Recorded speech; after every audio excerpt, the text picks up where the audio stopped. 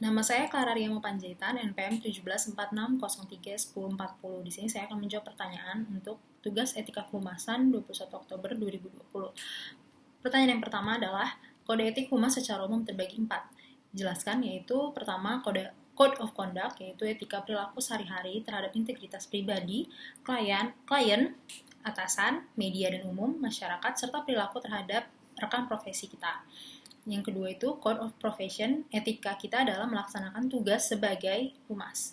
Yang ketiga, Code of Publication, yaitu etika dalam kegiatan proses dan teknik publikasi. Yang keempat, Code of Enterprise, yaitu menyangkut aspek peraturan pemerintah seperti hukum perizinan, usaha, hak cipta, merek, dan lain-lain. Di sini saya ingin menyampaikan di mana Code of Conduct itu masuk juga ke dalam kode etik perhumas pasal 1 dan 2. Yaitu kita sebagai humas itu memiliki dan menerapkan standar moral serta reputasi setinggi mungkin dalam menjalankan profesi kita sebagai kehumasan.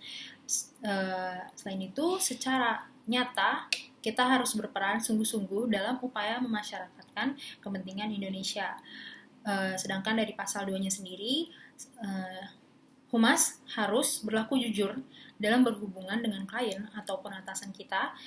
Nah, di pasal 2 ini sangat jelas menekan bagaimana sikap kita kepada klien atau atasan, seperti menghargai, menghormati klien, menjaga kerahasiaan klien, serta tidak menerima imbalan apapun selain dari klien atau atasan kita.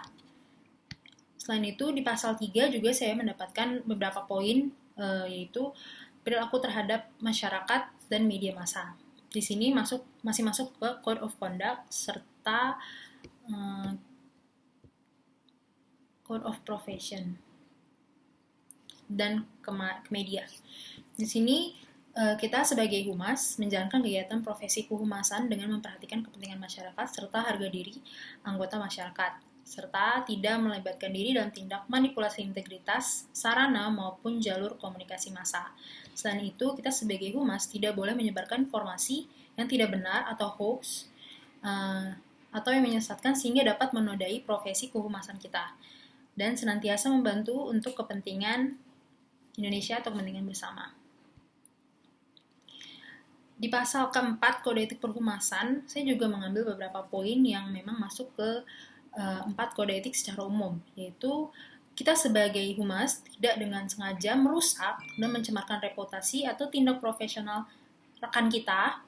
Namun bila ada rekan kita yang bersalah karena melakukan kode etik yang karena tidak melakukan tindakan yang tidak etis atau yang melanggar hukum atau tidak jujur, termaksud melanggar kode etik sebagai humas, kita bisa membawa bukti-bukti lalu disampaikan kepada Dewan Kehormatan Perhumas Indonesia. Selain itu, kita sebagai humas tidak menawarkan diri atau mendesak klien atau atasan untuk mengganti kedudukan rekan kita sendiri. Dan yang terakhir, membantu juga bekerja sama dengan rekan di seluruh Indonesia untuk menjunjung tinggi dan mematuhi kode etik kehumasan. Dan soal yang nomor 2, yaitu mengapa kode etik humas sangat diperlukan? Karena di zaman yang serba modern ini, tantangan pun semakin banyak, apalagi untuk kedepannya pun semakin besar, yang ditandai dengan kemunculannya kebebasan pers dan kebebasan berpendapat serta berekspresi. Seperti sekarang ini pun, di mana manusia itu tidak memiliki batas jarak dan waktu karena adanya internet di era digital ini. Dan kita itu hidup tidak lagi seolah-olah berkotak-kotak oleh batas wilayah, tempat, dan waktu. Hal ini membawa implikasi baik bersikap positif dan negatif dari akibat kemajuan teknologi, informasi, dan komputerisasi atau internet yang canggih. Karena teknologi ini serba cepat, tepat, dan akurasi dalam era globalisasi ini. Maka kode etik itulah yang menjadi standar moral kita sebagai kehumasan yang harus dipegang oleh para praktisi humas agar dirinya tetap survive. Selain itu juga, kita sebagai humas dapat menjalankan tugas dan kewajiban dengan penuh tanggung jawab, dan setiap kemampuan dan keterampilan yang dimiliki kita dapat diolah dengan baik untuk menciptakan konsep kerja yang baik terhadap perusahaan yang diwakili kita atau klien yang kita wakili, masyarakat, dan lebih besar lagi dampaknya untuk diri kita sendiri. Selain itu, bila kita tidak menjalankan kode etik kehumasan ini, itu sangat berpengaruh kepada praktisi humas sendiri maupun ke perusahaan yang kita wakilkan atau atasan kita. Bagi praktisi humas yang bekerja tidak sesuai kode etik akan mendapatkan penilaian negatif dari rekan kita sendiri. Yang terparah adalah penurunan pangkat atau bahkan dikeluarkan dari tempat kerjanya sendiri.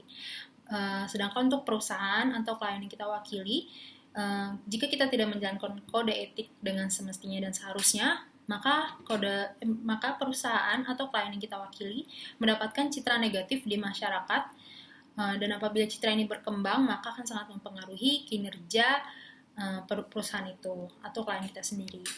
Nah, manfaatnya itu kenapa kita mempelajari kode etik ini? Karena kita bisa memahami kode etik kehumasan, memahami tujuan kode etik ini, serta memahami contoh kode etik humas yang diterapkan di Indonesia dan di dunia internasional, serta kita dapat mencegah perilaku yang tidak etis dan yang tidak seharusnya kita lakukan di profesi kehumasan kita nanti. Sekian dari saya, terima kasih.